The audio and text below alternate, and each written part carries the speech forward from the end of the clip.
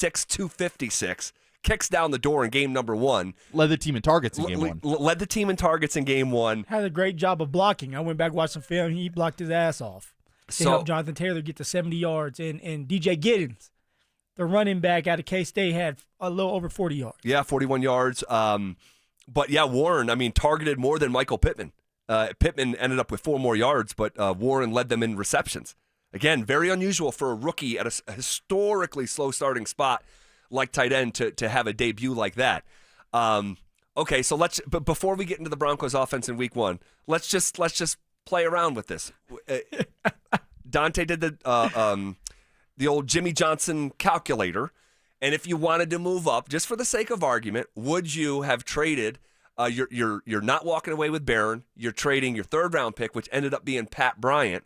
So in the fantasy football world, you're trading Jahdae Barron and Pat Bryant, just to make it easy. Mm-hmm. Jahdae Barron and Pat Bryant in exchange for Tyler Warren. You go first. What you doing? What you doing? Here's what I'm doing. Uh-oh. I'm keeping Vele and making the trade. I knew you were going to do it. I'm keeping Devon Vele and making the trade. Oh, you're like, Vele gets to stay? Oh, I'm doing the trade. I'm doing it. Yes. I'm doing it. Yes. Pat Bryant only had four plays. I'm trading him. Oh, man. And then you have Vele still here and Tyler Warren? Whoo! One a day, Vele. Did he play? He did. Okay. I almost feel bad for the guy. The Saints, I mean, they actually played better than I thought. I'll say that out of the gate. Yeah. They're playing Arizona. And I saw a lot of that game. Vele, 1 catch, 13 yards, I want to say, in his first game there. One catch. I mean, he probably didn't get targeted a lot. No, he didn't. I think it was 2 targets, 1 catch. Oh, see, there you go. So, hang in there, Vele. Hang in there, Devon. Hang in there. One a day. Still believe in you. Canton. That's right. Devon Canton Vele. That's right. Would you make that trade in that scenario? Yeah, you can't turn down a situation to bring in an elite tight end. Like we just went over the segment, and when you have a really good tight end, and we have one, I believe, in Evan Ingram. He has to get going. He has to stay healthy. But think about having Evan Ingram and Tyler Warren. You know, I'm willing to give up the 3rd for a tight end that may be with the Denver Broncos for 10, 11 years. Yeah. That's my take on it. And then you do get to keep Vele. And Vele would have helped us out this game. I agree. Just because of the chemistry with Bo Nix going into year 2, getting healthier. Not saying anything about Pat Bryant. I think he's going to be just fine as time goes on. But it's about the now. It's about having weapons for Bo Nix right now. Yep. All right, fun conversation, not rooted in reality, but not everything we do here has to be rooted in reality. That's one of the funner parts of this job. All right, so when we look at week 2 against Indianapolis, and by the way, let me just say this before we move on here. Like glancing at the RamosLaw.com text line, a lot of people saying, yeah, I would, in terms of the initial conversation. With Tyler Warren or Jahdae Barron in the Freaky Friday thing that we were talking about. Way more people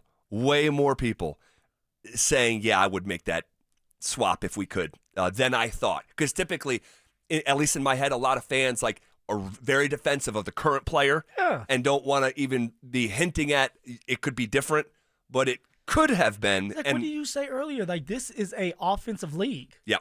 Like, fans want to see touchdowns. They want to see Bo Nix thrive. How do you do that? You give him more weapons. So I think everybody understands that, like, yeah, Jahdae Barron is going to be really good, and he had a great start, was able to be sticky when it came to guarding some of those receivers, but also had the fumble recovery at the end of the game. But also, our offense sputtered out a lot. And you want to see fireworks from your offense. Well, we didn't see a lot of fireworks from the offense in game number 1. And for big swaths of that football game, it was hard to watch, man. It was hard to watch. It was disjointed. It wasn't on time. Time rhythm processing was not there. Was not there. This is going to be a real challenge. First road game of the year. There's going to be 70,000 people there at Lucas Oil going crazy. All right, when the Broncos are on offense, so that's something to keep an eye on. When they couldn't function at home in week 1, what's it going to be like with all that noise? Sean Payton was asked yesterday about has he picked Davis Webb's brain about Daniel Jones because they were teammates. They were. They were teammates in New York. Yeah. And so Sean answers the question, yeah, but then he started to go down a road that he wanted to go to, and this is what it sounded like. Not really. I know they overlapped, and, Daniel played one of his better games, and, when you're watching the tape, the first time I'm looking at Miami on offense, and there's a game starts 3-0, Indy kicks a field goal, and then there's a turnover. In the next series, it's 10-0, and then there's a fumble. In the next series, it's 17-0, and I don't know at what point of the first quarter, but it was rather quick. Last week's teams were 8-1 when they won the turnover battle, and the one was us. You can't live that way. It's tough. In other words, you're going to play better teams, and so, but clearly they were +3 in that game. And every then statistic, if you looked at it, fell in their favor. And so they look very good on film. So he's asked about Davis Webb and picking his brain and trying to get insight on Daniel Jones. Doesn't really go down that road. He just goes down the road of giving a bunch of respect and credit to Indianapolis. And as he should. I mean, for my guessing is I don't think Sean even remembered Davis Webb playing with Daniel Jones. And so that's why he said, not really. And maybe he remembered. But I think for Sean, it's like giving respect to your opponent, giving respect where credit is due. And that's that this defense went out there and shut out a talented Miami Dolphin team. And when I say talented Miami Dolphin team, Tua is good when he's healthy, at least a couple years when Tua was really going. But people tend to forget about Jalen Waddle and Tyreek Hill. And I had the honor to play with Jalen Waddle. And that's a bad boy. That's truly a receiver one. Tyreek Hill, as much bad noise is going on out of football, he's still an elite receiver. Now, some people can disagree with me, but I guarantee you line up on the other side of him, he's going to probably beat you. And when you have the DBs like the Colts have, and they were able to bottle this duo up for only 70 yards combined, it tells you that this Colts defense is a little bit tougher than people are giving them credit for.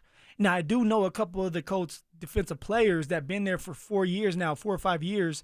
DeForest Buckner out of Oregon, defensive tackle. They are really good players that want to win, and they are smart players. So it's one of these things where if you're Denver, you have to go in there with the mentality of we're going to be physical, we're going to be a team that's going to execute, we're going to play smart football, and we're going to run the damn ball. We're going to wear this team out. And if you let the Colts start to get momentum, start to get confidence, then it becomes bad for you. Well, what's wrong? No. Do you believe that most of the commentary that you have heard around this week's game is an assumption that the Broncos are going to win? Do I believe? From stuff that you have heard, are most people anticipating the Broncos are? Yeah, they're anticipating that, hey, Denver will pull this game out just like last week against Tennessee. Now, I believe it's been a little bit more quieter. A little bit more quieter than it was week 1. Right. And I think that's because the Colts put it on Miami, 33-8. Right. And the faith in the Broncos offense probably took a shot to the ribs a little bit. I mean, if you're not questioning this offense already, then what are you doing? You have a quarterback that we have been praising in Bo Nix and talking about how he's going to take another leap in year 2. We say we're adding weapons because you have Evan Ingram, and then you end up getting rid of Vele because you believe in Troy Franklin and Pat Bryant. But yet, week 1, you didn't get anybody involved. And the reason why you were able to win that game was because of the defense. And then when you decided to run the ball with Sean Payton, that's where most of your success came from. But if you're not willing to do that, Zach, I mean, we're going to be questioning it again going against a Colts team that's at home and has confidence because they just blew out Miami. Yeah, and it's one of these things. We know the Broncos started slow a year ago, and they ended up flourishing. In year number 2 of the Bo Nix era, how much grace do we give that side of the ball? I think week 1, I watched people struggle around the entire NFL. So it's like, okay, and I get it. I get it. Even though you're at home, even against Tennessee, their defense is a little bit better than we thought, and the Broncos were a little bit rusty than we thought. But we're not going to be like heaping grace on the Broncos offense if they go into Indianapolis, struggle, and the team loses, and you're 1-1 after 2 with the Chargers and who's on deck after that? It's the Chargers and Cincinnati and Philly. It's like, again, do you have faith that this Bronco offense is going to turn it around week 2? What is that, in 3 days, and have a really good offensive game against the Colts? I think that it'll be somewhere in between. It'll be somewhere in between where it was a week ago and where it ultimately will be by week 8 or 9. Well, how does that happen? What does that look like on Sunday for you? Well, it starts with what we've been mentioning all week. They have got to find more balance running the football. And it's still hard for me to believe that after all the additions to the running back room and the bullish nature that Sean Payton had throughout the summer on being more balanced and these running backs, that he would start off the game in the scripted portion having 8 of the first 9 plays passes and the first 14 of the 17 plays of the game passes. Like, that has got to get fixed like immediately, and you're in control of that. You're not like, you dictate that. You are not reacting to that. So the biggest week-over-week change for me has got to be finding more balance running the ball. But in order to do that, for Sean specifically, they're going to have success with it. Sean is, he has shown us here for a couple years in a row that he does not stick with it when it's not working. He'll stick with the pass even if it's not working. Correct. I was just going to say that. He'd rather fail passing the ball than fail running it. And that's just the reality of who Sean Payton is and how he sees the game of football. So what you're saying is this is more of it's not just about the offense. This is more of a Sean Payton thing now. Yeah, a bit of a philosophy. Going into week 2, Sean Payton and Bo Nix. And what do they look like? And what's the game plan for Sean? It's like, stick with the run long enough. Have consecutive plays where you can go run, pass. Make it third and manageable because you are passing the ball. It's going to open up your play action game. But also for Bo, when you do have an opportunity to check a play to a run or you're not feeling confident, check that play to a run. It's okay if you don't go out there and throw for 300 yards. And when they do play zone, which the Colts will play zone on Bo Nix because Bo Nix has struggled, make the right decisions. The dump down passes. All right, hit the tight ends when they're open. And when there is an opportunity to hit a strike, to air it out, just to kind of stretch the defense out and give you room in the middle, do that. But this is where it's like, Bo, do your job, and Sean, give him the keys to do his job. Let Marvin Mims get going a little bit more. You got rid of Bailey for Troy Franklin and Pat Bryant, but yet Pat Bryant had 4 plays and Troy Franklin never got to open up. This is all about Sean Payton in week 2 when it comes to the offense. And it starts with running the ball. R.J. Harvey is explosive. J.K. Dobbins, he can run, he can do the dirty work for you. But you have to establish some type of identity like we have been talking about for damn near 2 years. And that's why I said, for me, the identity should be run first, pass second until you can kind of get your receivers together. Well, here was Bo Nix yesterday talking about trying to find the balance that he doesn't have to wear a cape on game day and do everything. Yeah, for sure.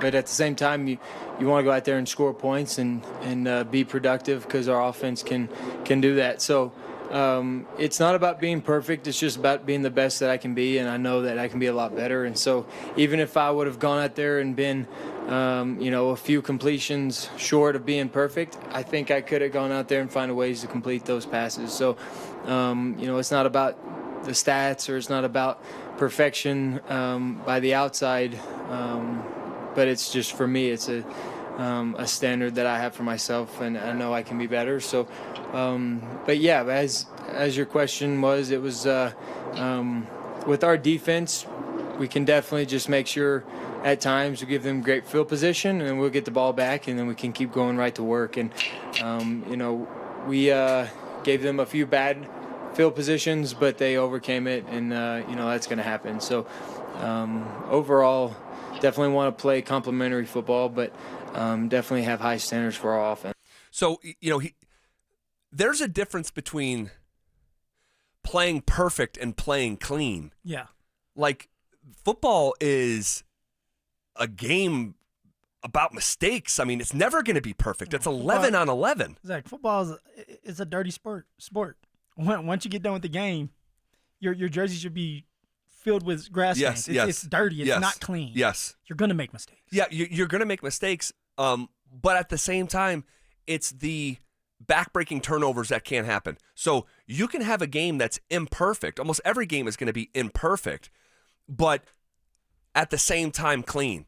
And it feels like if the Broncos don't turn the football over, if they're a 0 in that category on Sunday, they're going to have a great chance. They're going to win the game. If they're at even or plus in the they're going to win. But if what happened a week ago, you'll lose. They will lose on Sunday if they have some of those critical mistakes in the turnover category. And guys, I'm going to tell you this right now. Don't think that the offensive players are happy in that locker room right now. No. You're stepping through those doors. Your defense is happy. They're in the locker room smiling because they know they're doing their job. But offensively, you're looking at each other like we have to do our part. Because at some point when you're sitting there with your teammates on the defensive side of the ball and you guys are talking and maybe you guys start like going at it a little bit in a fun way, they may say something to you that it may be fun, but it really isn't. Right. They're letting you know, hey, you need to pick your stuff up. Yep. Like, we can't sit here and continue to help you guys out, and then one of these days we don't do it, and now everybody's blaming the defense when you guys aren't doing your part. Right. So offensively, you know that you're feeling some type of pressure. Bo Nix knows he's feeling some type of pressure. One, he's the franchise quarterback, and two, he didn't have a good game. And so now you go back to the drawing board and say, what can we do to be successful? Less is more in this situation this week 2. Agreed. Run more, don't pass as much, and have set up plays in the red zone. That's the success that you need to get the confidence up under you and a confidence into a young quarterback still. Yep. The best unit on the field for any football team is going to be the Broncos defense. Yeah. So don't put them in horrible situations like you did the 7 days prior. So we'll see if they can do it. In terms of what you want to see different week over week, the Marvin Mims factor has got to get the volume turned up on it here. Oh, yes. So you're with Mims now. It's just the reality of the situation. I thought you were Pat Bryant for receiver too. Now you're saying Mims. Huh? Well, hold on. Switching up. The Pat Bryant thing. Switch up is crazy. The Pat Bryant thing is going to evolve organically. But Marvin Mims is in year number 3. And we're talking about this guy being a bona fide number 2 receiver. Yeah. And finishing the season the way that he did over the course of 7 games. That's more than a little bit. 7 games that he directly impacted for the Broncos.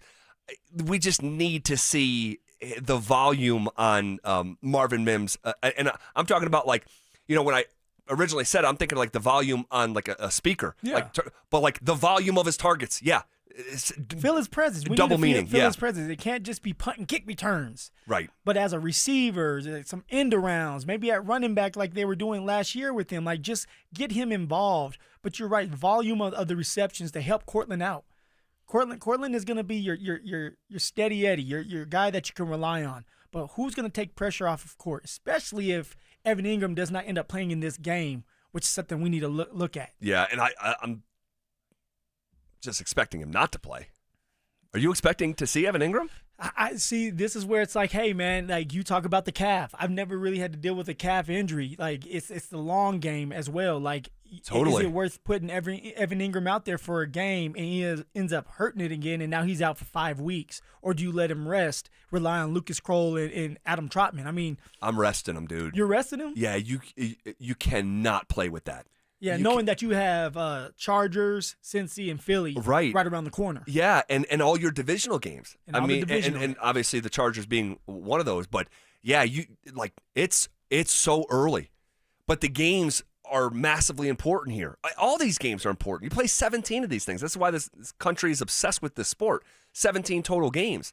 But so while the importance of these upcoming games are going to be massive, including this one here, his importance to the long view of the season is more important than Sunday's game. Whether the Broncos win or lose it, you're going to need Evan Ingram in the fold here. So I would be cautious and conservative, and if it's even close It's if it's even, and we've talked about it. These calves lead to Achilles. Like you're talking like a true general manager. You know what Sean's gonna say. Rub some dirt on it. No sugar days. You think so?